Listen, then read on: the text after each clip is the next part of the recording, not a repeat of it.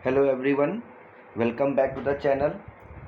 As आप लोग ने पुराना वीडियो देखा ही होगा कि रिलेटेड टू सीट 2022 पेपर, जिसमें हम लोग ने पेपर्स के बारे में डिस्कस किया है। Complete paper, the type of questions they are asking, different portions, NET, MCQ, MSQ और किस किस टाइप के क्वेश्चंस होते हैं, सारा हमने डिस्कस किया था, टाइप ऑफ क्वेश्चंस। सो जो ये वीडियो हम लोग अब करने जा रहे हैं, ये क्लासेज जो हम लोग करने जा रहे हैं, this is detailed part. Means अब हम हर क्वेश्चंस को एक्सप्लेन करने वाले हैं या डिस्कस करने वाले हैं, how to solve, what are the properties, और उसको कैसे हम नेक्स्ट क्वेश्चन या कमिंग एग्जाम में यूज़ कर पाएँ, ताकि आप लोग अपना विजुअल इंप्रूव कर पाएँ। सो आज जो हम लोग डिस्कस करेंगे, that is the net portion, numerical type, जिसमें fill the blanks, negative marking नहीं होती है। और ये पोर्सन आपका सीट के लिए भी इम्पॉर्टेंट है, यू सीट के लिए भी इम्पॉर्टेंट है डेफिनेटली, और एनआईडी, मास्टर्स, बैचलर्स उसमें भी आता है।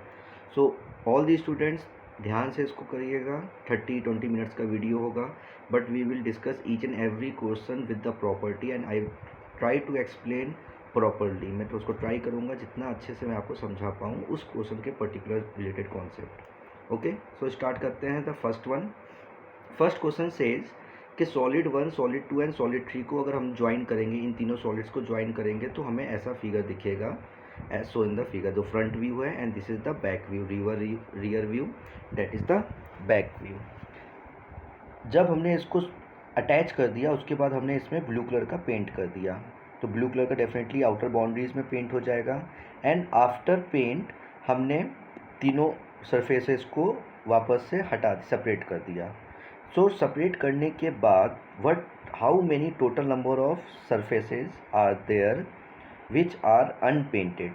इन तीनों सॉलिड में सेपरेट करने के बाद कितने ऐसे सरफेस होंगे जो अनपेंटेड होंगे। तो लॉजिकली है, अनपेंटेड वही सरफेस होंगे जो एक दूसरे में अटैच होंगे। जैसे एग्जांपल, ये सरफेस इस साइड में अटैच होगा, तो यहाँ पे आपको दिख रहा है जैसे ये लाइन। अब यानी कि ऑब्वियस बात है, जब इसको ब्रेक करेंगे तो अंदर से जो ये सरफेस निकल के आएगा, जिसको मैंने मार्क किया है, ये अनपेंटेड हो जाएगा। ये क्या रहेगा, इसमें ब्लू कलर नहीं रहेगा। यहाँ ब्लू कलर होगा, यहाँ ब्लू कलर होगा, बाहर ब्लू कलर होगा, बट अंदर ब्लू कलर नहीं होगा। तो वही हमें काउंट करना है।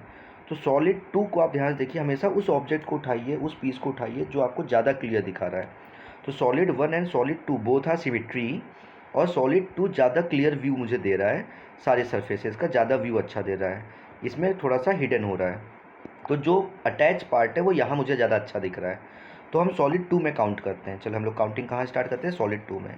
So this is the first surface जो अटैच होगा, अनपेंट हो जाएगा, अनपेंटेड रहेगा, ब्लू कलर नहीं रहेगा उसके ऊपर। This is the second surface 2, ये सामने 3, साइड में 4, इसके ऊपर 5, इधर 6, this one top 7, and top में यहाँ पर hidden 8, and this is the 9। So total how many surface in the solid 2, 9 surfaces are there in the solid 2। तो in the same way solid 1 में भी कितने होंगे, 9 सरफेस होंगे। Coming to the solid 3, solid 3 जो पीस है वो हमारा ये पीस है जो आपको यहाँ पे दिख रहा है, जो अटैच ऐसे किया गया है। This is a solid third piece यहाँ पर है। सो ऑब्वियस सी बात है, आप देखोगे तो ये टॉप हमारा अटैच्ड है, तो अनपेंटेड हो जाएगा 1, दिस पूरा 2, अंदर का 3, ये 4 साइड में, इधर 5, टी 6, ये साइड 7, बगल में साइड जैसे इधर है 8, एंड द बॉटम 1 9, बॉटम 1 9। तो अगेन इसमें भी कितने सरफेसेस है, 9। क्योंकि आपको क्लियर है कि ये जो कॉर्नर है बगल में, ये कॉर्नर हमारा यहाँ पर पेंटेड हो जाएगा। सो दैट मीन्स जो हमने काउंटिंग कर लिया, 9 surfaces in every solid. So the answer is 9 + 9 + 9, that is 27 surfaces are there जिसमें ब्लू कलर का पेंट नहीं होगा। मैं फिर से रिपीट करता हूँ, for solid number 2, this is the first surface जिसमें ब्लू कलर पेंट नहीं होगा, this is the second surface जिसमें ब्लू कलर पेंट नहीं होगा, this is the third surface, this is the fourth, इसके टॉप पे जैसे बॉटम पे दिख रहा है उसके टॉप पे 5, साइड में 6, यहाँ पे 7, यहाँ पे 8, और साइड में this is the 9th one. I hope everyone clear. हमेशा याद रखिएगा, this is the single surface because ये कंटिन्यू है। सो टोटल कितने सरफेस हो जाएंगे, 9 सरफेस। तो 9, 9 and 9, so answer is 27। I hope everyone clear. Coming to the next question, next question पे आते हैं। क्वेश्चन नंबर 2, अगर हम लोग क्वेश्चन नंबर 2 देखेंगे, so question number 2 is says कि इसमें हम लोग का जो एक रेगुलर सॉलिड था उसको हमने डिफरेंट पीसेज में कट कर दिया। रेगुलर सॉलिड को 7 पीसेज में कट कर दिया, बट हम इसको रोटेट भी नहीं कर सकते नॉर स्केल कर सकते हैं। रोटेट मतलब सबको पता है कि हम इसको रोटेट घुमा नहीं सकते हैं, but what is scaling? So scaling is the important topic for a designer. Scaling means 2 type की स्केलिंग होती हैं, एक होता है एनलार्जमेंट और एक होता है diminished. Enlargement and diminished. Enlargement means ऐसे डिज़ाइन जिसको हम बड़ा करके बना रहे हैं। मीन्स अगर हम नीडल को डिज़ाइन करेंगे, when we are designing a needle, तो जो एक्चुअल साइज़ होगा नीडल का हम उतना नहीं, उससे थोड़ा सा बड़ा दिखाएंगे पीस, उसका होल, ताकि क्लियर हो कितना होल है, कैसा नीडल है। सो दिस इज़ द एनलार्जमेंट। लेकिन जब मैं किसी बिल्डिंग को, बाईसाइकिल को, कार को, कोई भी साइकिल, टेबल, चेयर, कोई भी ऐसा ऑब्जेक्ट जो एक्चुअल लाइफ में बड़े होते हैं, बिग साइज़ के होते हैं, बट उसको मुझे पेज में ड्रॉ करना है, दिखाना है, प्रेजेंट करना है, तो मुझे इसको छोटा करना पड़ेगा। इस चेयर को मैं एक्चुअल डायमेंशन में ड्रॉ नहीं कर सकता हूँ, उसको मुझे छोटा करना पड़ेगा, बट प्रोपोर्शनल उसका बराबर, प्रोपोर्शन सेम रहेगा। So this is known as a diminished. इसको क्या कहते हैं? डिमिनिश्ड। जब बड़े चीज़ को हम छोटा करके दिखाते हैं, बनाते हैं, तो that is the diminished. So now the question for every one is as a homework, 1:20 represent what? 1:20 diminished को रिप्रेजेंट कर रहा है या फिर 1:20 आपका एनलार्जमेंट रिप्रेजेंट कर रहा है? So you have to comment. आप सब लोग प्लीज़ कमेंट करके बताइए कि 1:20 इज़ रिप्रेजेंटिंग एनलार्जमेंट और डिमिनिश्ड, क्या रिप्रेजेंट कर रहा है स्केलिंग में। So I hope everyone clear हो गया। स्केलिंग मीन्स जब हम किसी चीज़ को बड़ा या छोटा करके दिखाते हैं, तो डैट मीन्स इस ऑब्जेक्ट में जो भी पीसेज हैं उसको मुझे ना रोटेट करना है ना बड़ा छोटा करना है, और करेक्ट सीक्वेंस में उसको अटैच करना है। And the sequence should be from left to right, मतलब लेफ़्ट से स्टार्ट होना चाहिए प्रोडक्ट और लेफ़्ट से राइट हमें जाना है अटैचमेंट।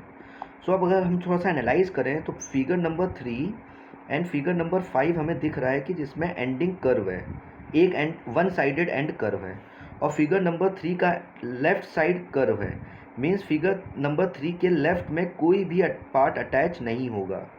फिगर नंबर 3 के लेफ़्ट में कोई भी, दिस इज़ द स्टार्टिंग, तो हमें मिल गया लेफ़्ट की स्टार्टिंग। लेफ़्ट की स्टार्टिंग कहाँ से होगी? 3 से।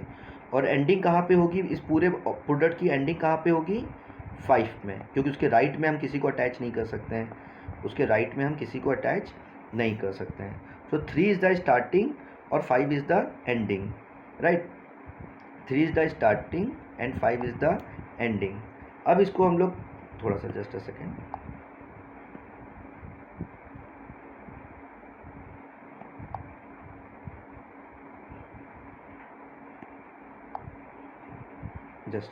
पेपर बैक चला गया। सो अगर हम इसको एनालाइज करें, जो 3 इज़ द स्टार्टिंग और मैंने अभी आपको बताया 5 इज़ द एंडिंग। सो इस पार्ट में अगर आप देखोगे तो वापस आते हैं, सॉरी।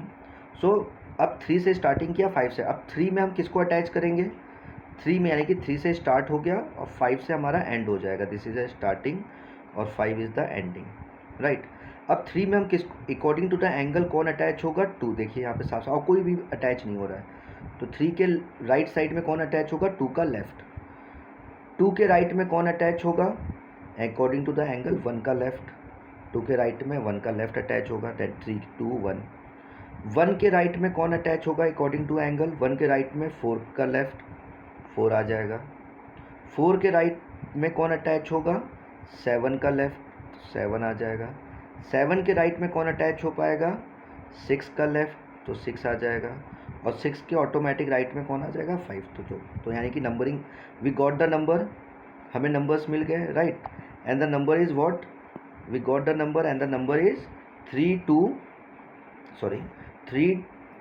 1 4 7 6 5।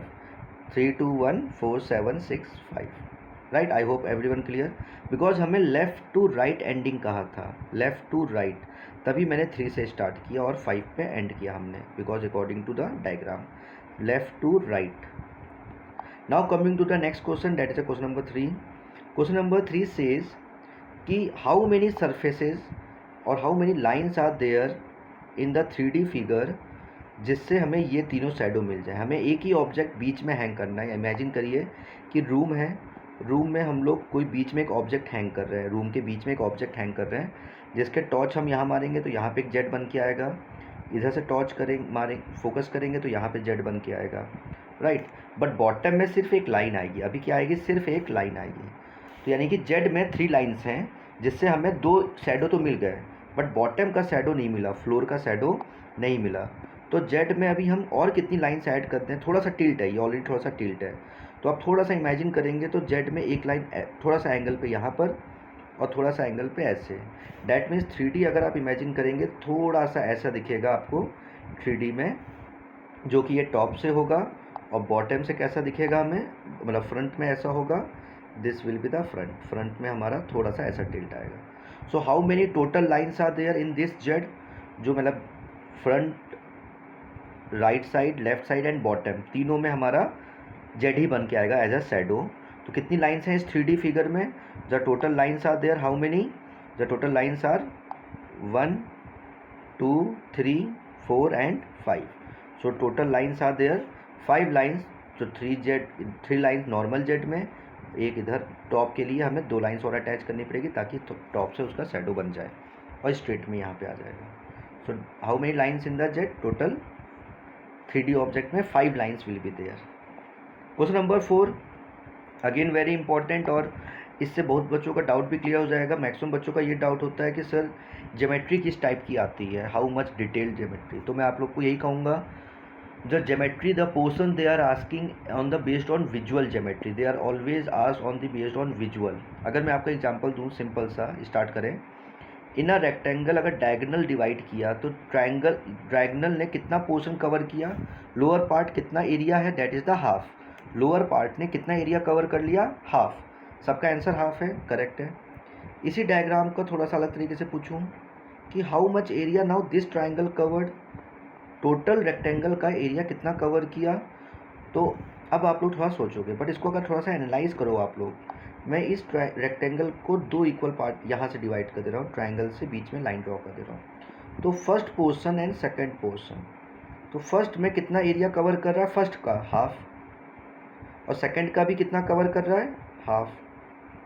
सो अगर इसको हम टोटल एनालाइज करें, टोटल एक साथ देखें तो भी कितना कवर करेगा?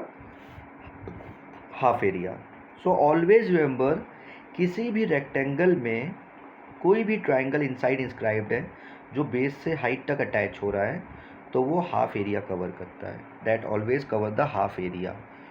इसके और भी डिफरेंट रूल्स हैं, बट आपको ऐसे याद रखना है, नॉर्मल बेस में हाफ। सो अगर आप देखोगे तो इन दिस ग्रीन पार्ट ऊपर वाले में कितना कवर कर रहा है? हाफ। लोअर ग्रीन पार्ट अपना सेकंड पोर्शन कितना कवर कर रहा है? हाफ। सो अगर हम पूरे कंप्लीट को एक साथ देखेंगे तो दोनों का मिलाकर टोटल में से ब्लू में और ग्रीन का मिलाकर कितना कवर करेगा? Half area. और हाफ को हमें एंट्री में कैसे लिखेंगे? वैल्यू एंटर करना है तो कैलकुलेटर से हम क्या एंटर करेंगे? 0.5। हाफ को हम क्या एंटर करेंगे? 0.5। तो आंसर इज़ द 0.5 एरिया या हाफ एरिया। आई होप एवरीवन क्लियर। और इसका वाइसा वर्सा कॉन्सेप्ट, किसी भी ट्राइंगल के अंदर अगर कोई रेक्टेंगल हम इंस्क्राइब कर रहे हैं जो कि हाफ हाइट पर है तो कितना एरिया वो भी कवर करेगा? This rectangle covered half area of the triangle. This rectangle covered half area of the triangle, क्योंकि ये ऐसे मर्ज हो जाएगा टॉप पर। अगर आप देखोगे तो ये एरिया और ये एरिया टॉप पे बनकर एक नया रेक्टेंगल बनाएगा। So half area of the triangle, same concept, right. I hope everyone clear. Now question number 5। Question number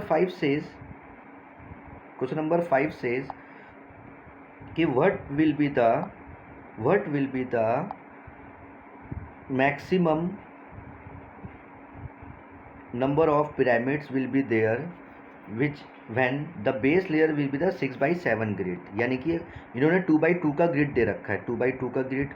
तो 2/2 के ग्रिड में हमने उसके ऊपर कितने पिरामिड अटैच हुआ? सिर्फ एक पिरामिड अटैच हो पाया। बट अगर मैं बेस लेयर में 6/7 का पिरामिड ग्रिड लगा दें, बेस लेयर में 6/6 और 7 पिरामिड्स लगाए, ऐसे 6/7 पिरामिड ट्राइंगुलर फॉर्म में लगाते जाएं, सो कितने हमारे टोटल, और उसको हम कंटिन्यूस बनाते रहें मैक्सिमम हाइट तक। सो हमारे टोटल कितने पिरामिड यूज होंगे टिल हाइट तक? 1 तक। तो अगर इसको आप 2D में इमेजिन करोगे तो हम लोग बचपन में खेलते थे ग्लासेस से। अगर मैंने 5 ग्लासेस बॉटम बेस में रखा तो उसके ऊपर हम कितने ग्लास बैलेंस कर पाएंगे? 4। उसके ऊपर कितने ग्लास बैलेंस कर पाएंगे? 3। उसके ऊपर 2, उसके ऊपर 1, यानी कि 5 4 3 2 1, यानी कि 1 से डिक्रीज होता जा रहा है। अगर 10 से स्टार्ट हुआ तो 10 9 8 7 चलता जाएगा, राइट। तो ये 2D में था। इन द सेम वे अगर आप 3D में देखोगे तो इन द सेम वे आप याद रखिए, ग्रिड अगर मैंने छोटा सा ग्रिड बनाया आपके लिए, बेस लेयर इमेजिन करिए टॉप व्यू। तो ये मान लीजिए ये हमारा है 4/2 3 4 5 6 लेयर का। तो 4/6 में हम कितने अटैच कर पाएंगे? अब इसके ऊपर कितने लेयर आ पाएंगे इस 4/6 में? एक यहाँ पर, दो यहाँ पर, 3, 1 2, तो कितने? ये जो सर्कल में ड्रॉ कर रहा हूँ ये इसके ऊपर बैलेंस हो पाएगा टॉप व्यू में। तो आप देखिए ध्यान से कितने हो पाए। 4/6 बॉटम में था तो पर्पल वाले कितने कलर्स हो पाएंगे? 3/5 के, 3/5 हो रहा है। सो डैट मीन्स 4 से 3 हो गया, 6 से 5। तो this is the same concept कि अगर बेस लेयर में 6/7 है तो उसके टॉप पे कितने अटैच हो पाएंगे? उसके टॉप पे कितने अटैच हो पाएंगे? 1 से डिक्रीज हो जाएगा। This is the base layer, तो उसके टॉप पे कितने आएंगे? 1 से डिक्रीज होगा, 5/6। उसके टॉप पे 4/5 लेयर, 4/5। उसके टॉप लेयर पे 3/4, उसके टॉप पर 2/3, उसके टॉप पे 1/2 एंड उसके टॉप पे 0/1। ख़त्म हो गया। सो this is the top layer. 1/2 is the top layer. अगर आप ध्यान से एनालाइज करोगे तो 1/2 is the top layer.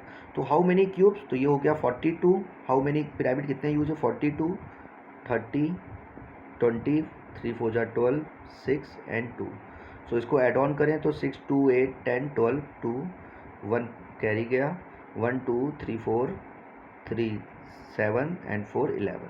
So 112 pyramids will be there in this total base 6/7 का। अगर 6/7 का बेस है तो उसके ऊपर आएगा 5/6, उसके ऊपर आएगा 4/5, उसके ऊपर 1 से डिक्रीज होता जाएगा। अगर मैं आपको इसको 3D का थोड़ा सा एज्यूम कर ऐसे दिखाऊं कि 3D में कैसा दिखेगा, तो this will be the example layer कि एक पिरामिड बनता जाएगा बेस लेयर से टॉप तक। जो थोड़ा सा मैं आपको हेल्प ऐसा आपको मीन्स आपको ऐसा व्यू दिखता जाएगा जो बैलेंस होता जाएगा, राइट। तो आप इसको थोड़ा सा ऐसे एज्यूम कर सकते हैं कि this will look like this, ऐसे बैलेंस होता जाएगा, राइट। ऐसे चलता जाएगा फिर वहाँ पर। सो पिरामिड एक के ऊपर, तो this is the base layer, ये है 6/7, तो उसके ऊपर आ जाएगा 5/6, उसके ऊपर आएगा so on 4/5 and so on. तो 3D ये हमें ऐसा 3D व्यू दिखेगा, इसका 3D व्यू ऐसा दिखेगा। So always remember this is the grid case. और ग्रिड में जितने भी बेस में वैल्यूज़ होती हैं उसका 1 से डिक्रीज़ करते जाएंगे, उसके टॉप पे बैलेंस होता जाएगा, अदरवाइज बैलेंस नहीं हो पाएगा। तो बैलेंस करना है मुझे ग्रिड पिरामिड के फॉर्म में, ट्रायंगुलर के फॉर्म में, तो वैल्यू 1 से डिक्रीज़ होती जाएगी टिल 0। 1 से वैल्यू होगी टिल 0। तो answer will be 112। I hope सबको क्लियर हो गया है। एक बार अगर रिपीट करना है तो आप प्लीज़ वापस जाकर एक बार दोबारा चेक कर लीजिए। तो हमने क्या किया, बेस लेयर में 6/7 है, उसके ऊपर कितने होंगे? 5/6 4/5 3/4 एंड सो ऑन टिल 1/2, क्योंकि उसके ऊपर क्या हो गया? 0/1। So answer is 112। सबको ऐड कर दिया हमने। सो टोटल कितने ट्राइंगल यूज होंगे इसके अंदर? Triangular pyramid 112 is the answer. I hope everyone clear. Now coming to the next question, that is question number 6। Question number 6 जो हम लोग का है, इट सेज कि एक ATM मशीन है जिसमें व्हील चेयर हमें एक्सेसिबल बनाना है। डैट मीन्स हमें एक रैम्प बनाना पड़ेगा, जो आपने मॉल्स में और मशीन बिल्डिंग्स में देखा भी होगा, अपार्टमेंट्स में, कि एक स्टेयर होती है जिसमें हम लोग चढ़ के जाते हैं। बगल में रैम्प होता है जिससे हम कोई भी व्हील चेयर या इन सबको ईजिली एक्सेसिबल कर सकें। जो रैम्प होता है वो थोड़ा लेंथ में होता है, बिकॉज ताकि व्हील चेयर ईजिली उस पर चढ़ जाए या आराम से उतरे, सडन ना उतरे। टेपर्ड इतना नॉर्मल नहीं होता है, डिस्टेंस तक टेपर्ड होता है। तो जो इसकी स्टेयर्स हैं, कितने स्टेयर्स हैं? 4 स्टेप्स फ्लोर है, 4 स्टेप्स स्टेयर है। अगर मैं 3D में ड्रॉ करूं तो ऐसा दिखेगा स्टेयर थोड़ा सा, right.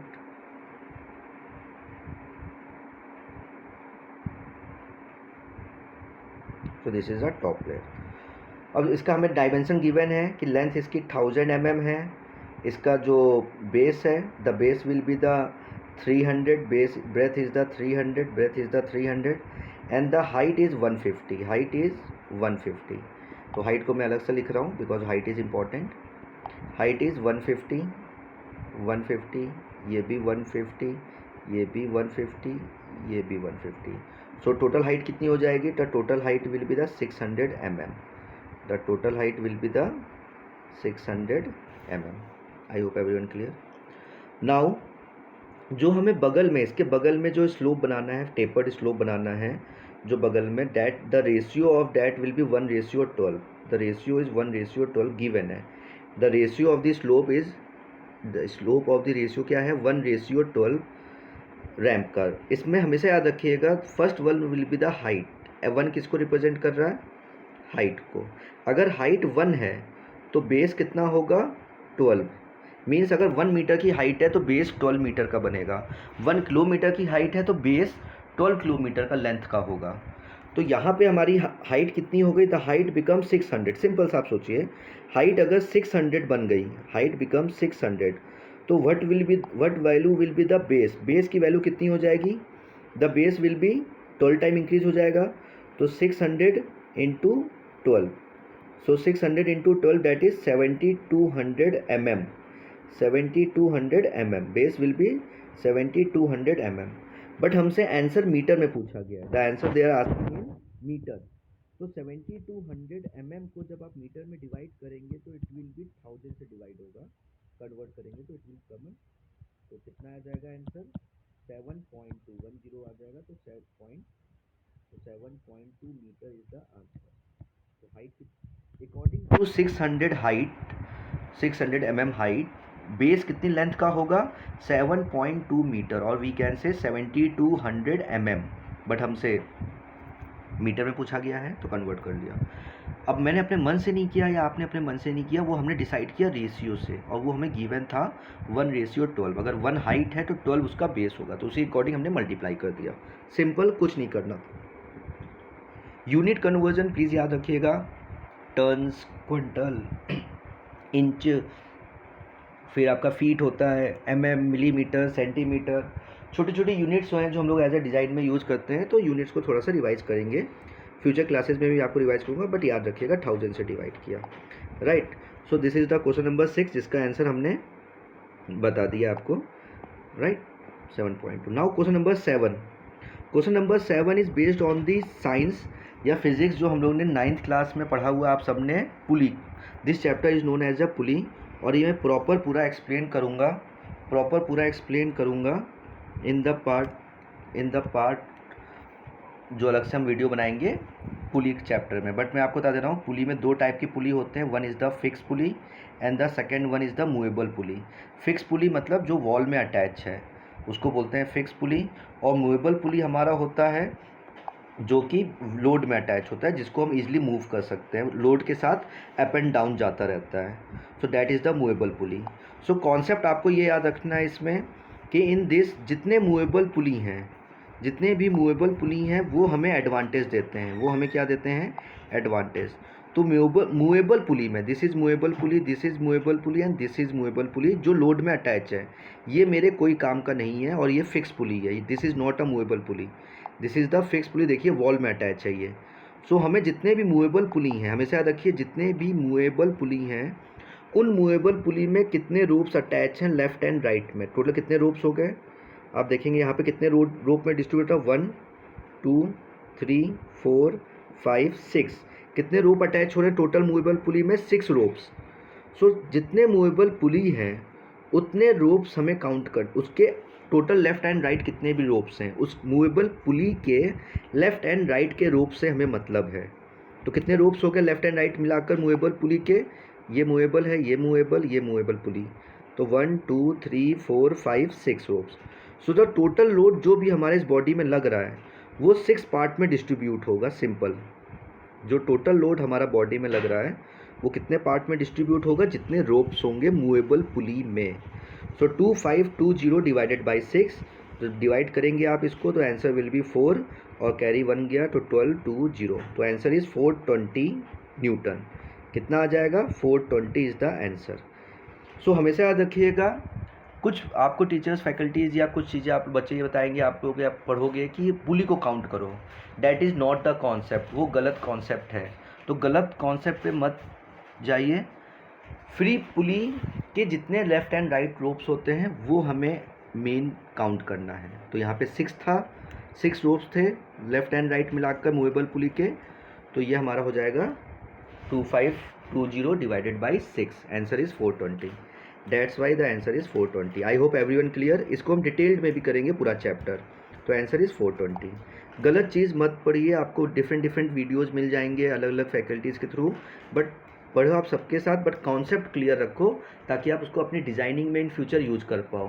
Because as a designer आपका पर्पज़ ये नहीं है कि सिर्फ एग्ज़ाम क्रैक करना, they just want to check कि आप बेसिक्स आपको क्लियर हैं कि नहीं, सो दैट आप फ्यूचर में एक सक्सेसफुल डिज़ाइनर बन पाओ, राइट। तो आपका ही पर्पज़ वही है। तो कॉन्सेप्ट क्लियर करना इज़ वेरी इंपॉर्टेंट। रैंडम मत पढ़िए कहीं से भी कुछ भी, right. Now the next question, how many number of edges are there in this 3D figure. एक 3D फिगर है जिसको अलग अलग एंगल से हमें शो किया गया है। अब इसमें हमारे टोटल कितने एजेस हैं, how many edges are there, हमें काउंट करना है। जब अब 3 चीज़ें आती हैं जब भी हम कोई सॉलिड फिगर देखते हैं, आप सबने पढ़ा भी होगा। तो जो उसका सरफेस होता है उसको फेस कहते हैं, आप फेस कह सकते हो या फिर सरफेस, या फिर हम उसको कहते हैं सरफेस, राइट। सरफेस जहाँ पे अटैच हो रहा है, जहाँ पे सरफेस अटैच हो रहा है, this is known as a, जहाँ पे सरफेस उसको हम लोग कहते हैं edge, this is known as a line. जो लाइन है हमारी जहाँ पे सरफेस अटैच होती है, that line is known as a edge. और जहाँ पे ये एज मीट करते हैं, points, this point is known as a vertex, this point is known as a vertex. So surface जहाँ मीट करता है, लाइन बनती, बाउंड्री लाइन, जैसे हमारी रेलिंग्स होती हैं, कॉर्नर बिल्डिंग वॉल की कॉर्नर्स होते हैं लाइंस, तो वो जाता है edge, that is the edge. तभी बोलते हैं कि एज में मत जाओ, तो that is the edge, right. और जहाँ पे एज मीट करेंगे 2 पॉइंट 3 पॉइंट, दो नोन एज अ वर्टिस, उसको हम लोग बोल देंगे वर्टिस, राइट। तो हमें यहाँ पे क्या काउंट करना है, we need to count here the edges means just boundary lines. अब बाउंड्री लाइन हमेशा याद रखिएगा कंटिन्यूअस भी होता है। जैसे अब ध्यान से इस फिगर में देखिए, यहाँ पर जो बाउंड्री लाइन ये स्टार्ट हुई है, ये दिस इज़ कंटिन्यूअस, देखिए कर्व में चल रहा है, कहीं ब्रेक नहीं हो रहा है। अगर आप देखोगे तो दिस इज़ द कंटिन्यूअस, ऐसे चलता जाएगा, जो कि इसका बैक व्यू, तीनों एक ही, जो मैं आपको ड्रॉ कर रहा हूँ ये तीनों एक ही लाइन है, जो मैंने अभी ड्रॉ किया तीनों ब्लैक पेन से, ये all 3 are the single, but different view से प्रेजेंट किया गया है, but all 3 are the single line. और ये जब तक ये कहीं पर अटैच नहीं होगी, देखिए यहाँ पर थर्ड फिगर में आपको साफ साफ दिख रहा है, this is continuous, so this is 1। इसको हम लोग कितना काउंट करेंगे, this is count as a 1 edge, ये हमारा काउंट होगा 1 एज। आई होप क्लियर हो गया सबको। जब तक कंटिन्यूअस रहेगा वो 1 एज काउंट होगा, बीच में जब पॉइंट आएगा तब जाके वो ब्रेक होता है, बिना पॉइंट आए उसको हम ब्रेक नहीं मानेंगे, राइट। तो दिस इज़ 1, मतलब मैंने इसको काउंट कर लिया, अगर मैं व्यू बनाऊँ तो दिस इज़ काउंटेड, ये है सेम चीज़, राइट, ये सेम चीज़ है। देन आप प्लीज़ यहाँ पे ये थोड़ा सा क्लियर रखिएगा कि जो यहाँ पे टर्निंग हो रही है, दिस इज़ अ टेपर्ड, तो ये जो व्यू है, ये जो बनाया गया है, this is not any surface, ये जस्ट उसका एक इल्यूजन है। जब हम साइड से देखेंगे तो हमें एक कर्व, एक लाइन जैसा दिखेगा, जो मैंने सर्कल किया है ये कर्व एक लाइन जैसा दिखेगा, बट वो एक्चुअल में लाइन नहीं है। आई होप क्लियर हो गया है। ये थोड़ा अच्छा क्वेश्चन है, डिफ़िकल्ट वन कह सकता हूँ मैं। सो ये कर्व फ्रंट से एक लाइन जैसा दिखेगा, बट वो लाइन है नहीं। आई होप सबको क्लियर हो गया, राइट। जो मैंने अभी मार्क किया बॉटम पे, तो 1 हो गया, 1, दिस इज़ 2, दिस इज़ 2, ये 2 हो गया, राइट, दिस इज़ 3, 3, मैं साथ में मार्किंग करता हुआ चल रहा हूँ, दिस इज़ 4, बैक ये भी 4, यहाँ पे भी 4 दिख रहा है, ये टॉप से दिख गया 4, right, this is 5, this is 5, right, ये 5 हो गया, जो यहाँ पे नहीं दिखेगा फ्रंट में। अब यहाँ पे नोटिस करने वाली बात, 5 हो चुका है, ठीक है, 5 हो गया है। अब देखिए आप, यहाँ पे मुझे कोई लाइन सरफेस नहीं दिख रही है, बट यहाँ से दिख रहा है मुझे। वही मैं आपको समझा रहा हूँ, जब हम किसी साइड से देखते हैं तो जो कर्व होता है वो हमें एक लाइन दिखाता है, बट एक्चुअल में वहाँ पे लाइन एग्जिस्ट नहीं होती है। कर्व में एक लाइन दिखती है फ्रंट व्यू साइड व्यू से, बट एक्चुअल में वहाँ पे लाइन एग्जिस्ट नहीं होती है। आई होप क्लियर हो गया। राइट। सो 5 तक हो गए थे हम लोग, 5 तक आ गए थे, 5। Then coming to the this line 6, ये लाइन हो गई 6, राइट। सामने से और कौन सा, दिस वन द 7, यहाँ से दिख रहा है 7, ये होगा 7 जो यहाँ से दिख रहा है साइड से 7। Then after that this is a complete 8, ये हमारा 8 हो गया, राइट। तो यानी कि ये गया यहाँ पे कर, नीचे गया, ये 8 हो गया। This one is the 8। अब जो इसके बैक में आ रहा है, दिस वन इज़ द 9, जो यहाँ पे दिख रहा है आपको ऐसे टॉप से आता हुआ, this one 9। I hope clear हो गया यहाँ तक सब, ठीक है 9, ठीक। मैंने सबको एक साथ मार्क करता हुआ चल रहा हूँ, 9 हो गए। देन दिस वन 10, साइड से ये भी दिखेगा, ये रहा 10, ठीक। ये 11, ये भी दिखेगा, सेम चीज़ है 11, राइट। इनसाइड 12, ये रहा इनसाइड से, सॉरी टॉप बना दिया, इनसाइड से दिखेगा 12 हो गया ये, आई होप सबको clear 12। This will be the 13, right, this is the 13 जो यहाँ से दिख रहा है 13 हो जाएगा। And this line is the 14। So how many total lines are there, 14 lines will be the there. Total how many edges will be there, 14 edges will be there. इसमें कितने एजेस होंगे, 14 एजेस। अब वीडियो को थोड़ा सा back जाके दोबारा देख सकते हैं, दोबारा से काउंटिंग कैसे किया है। पॉइंट हमेशा याद रखिएगा, ये जो हमें दिख रहा है this is the turning, this is a proper turning. जो ये टर्निंग है, जो कि कोई लाइन सरफेस नहीं, जो कि कोई भी एज नहीं बनाएगा, कोई भी एज नहीं होगा, वो हमें साइड व्यू से दिख रहा है, बट वो ऑलरेडी इसमें है। तो टोटल कितनी लाइन्स होंगी हमारी, total edges will be the answer 14। दोबारा आप देख सकते हैं कैसे 14 हुआ, the answer is 14। So this is the most difficult question. मैं आपसे ये कहूँगा this is the most difficult अभी तक का, इन 8 क्वेश्चन में से ये डिफ़िकल्ट वन था, डेफिनेटली डिफ़िकल्ट था। बट अगर आपकी प्रैक्टिस है 3D में, विजुलाइजेशन आपका अच्छा है, सरफेस काउंटिंग किया है आपने, एजेस काउंटिंग प्रैक्टिस किया हुआ है, जो चैप्टर हम लोग प्रैक्टिस करेंगे, चैप्टर वाइज भी हम लोग प्रैक्टिस करेंगे। तो अगर आपने वो चैप्टर्स किए हैं इंडिविजुअली, सो आप ये चीज़ एनालाइज करने में इतनी डिफ़िकल्टी नहीं होगी। बट 100 आउट ऑफ 100 99 टाइम्स तो आप करेक्ट हो जाओगे, right. So this is the answer is 14, question number 8 answer is 14। तो आई होप एवरीवन क्लियर हो गया। सो प्लीज़ कमेंट बॉक्स में कमेंट करके बताइए कि आप लोग को और कौन से वीडियोस चाहिए। मैं और भी इसके फर्दर डिस्कशन करते रहेंगे हम लोग पेपर्स का। और जो मैंने आपसे क्वेश्चन पूछा है अबाउट द 1:20 इज़ व्हाट, आपका स्केलिंग में वो डिमिनिश्ड है और इनलार्ज्ड है, प्लीज़ वो भी कमेंट करके बताइए कि व्हाट द आंसर, आप लोग के अकॉर्डिंग क्या आंसर्स हैं, ताकि हम इन नेक्स्ट वीडियो में वो भी डिस्कस करें। आई होप वीडियो आप लोग को हेल्पफुल रहेगा। And try to share with your friends also, अपने फ्रेंड्स से भी शेयर करिए ताकि वो लोग भी अपने कॉन्सेप्ट इंप्रूव कर पाएँ, या विजुअल जो भी विजुअल चीज़ें इंप्रूव करना चाहता है वो इन वीडियोज़ के साथ गो थ्रू कर सकता है। तो please like and share the video and comment जरूर करिए, सो दैट मोटिवेट हों और आपके लिए और भी ऐसे वीडियोज़ में लाता रहूँ। So thank you so much, मिलते हैं हम लोग नेक्स्ट क्लास में। Thank you so much everyone.